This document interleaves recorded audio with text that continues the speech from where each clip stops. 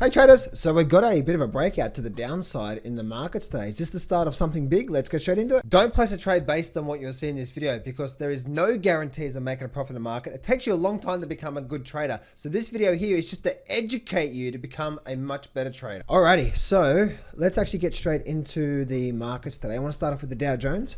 And we can see the Dow Jones today, guys, has indeed broken out to the downside, right? We're squeezing up into the triangle pattern, squeezing up from there to there.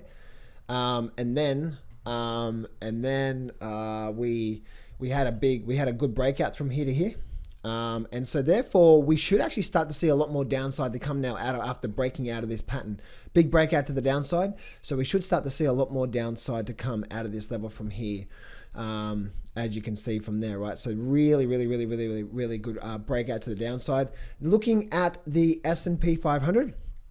And the one thing I'm noticing is this here. Look at this here. So the last few times we've actually got this exact same pattern. Okay, this is the exact same pattern. We had this level from there to there, resistance, and then a breakdown, right?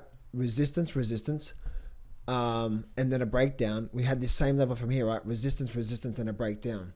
And so we can really see that they're having 1, 2, 3 types of patterns through here.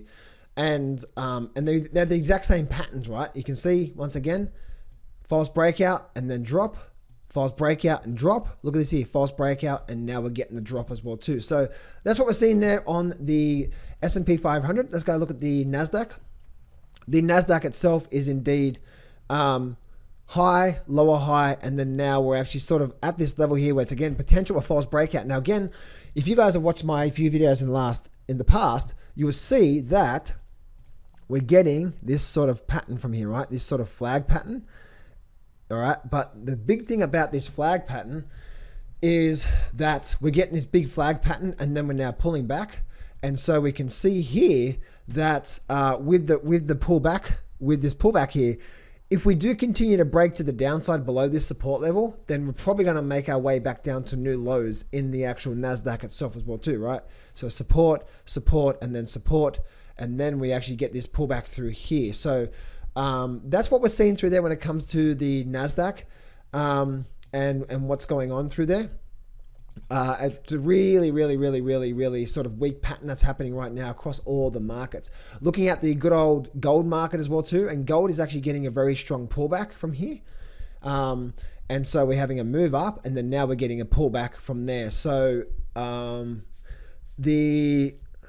the whole thing about this is that I'm noticing that we are getting this overall move. And so the thing that we see, we have a big strong move up. So this pullback here to me could last a little bit longer, but we're probably likely to see a really big move up when it comes to gold. Move over now through to silver, and silver's doing sort of the same sort of thing as well too. If we bring that down to that support level there, silver's doing the same sort of thing. We're getting a pullback. So, but I am actually I am getting ready for another big move back to the upside as well too from this one here, and then we can actually see that happening from there. So that's what I'm seeing through there on the say the gold mining stocks as well too. Same for the gold mining stocks, like we see here on the GDXJ, we're getting a big pullback to a support line. So we're probably going to, or we may even start to see a bit of a bounce here. I'm expecting soon. So possibly a really strong bounce coming out of, this GDX from here. So really good level there when it comes to the GDX as well too. So there we go, guys. A quick little update across the markets. False breakouts are happening right now where it looks like we are starting to get a pretty strong move to the downside. And the whole thing about this is that we are really at a point, guys, where you really need to be careful about what you're trading and when you're trading.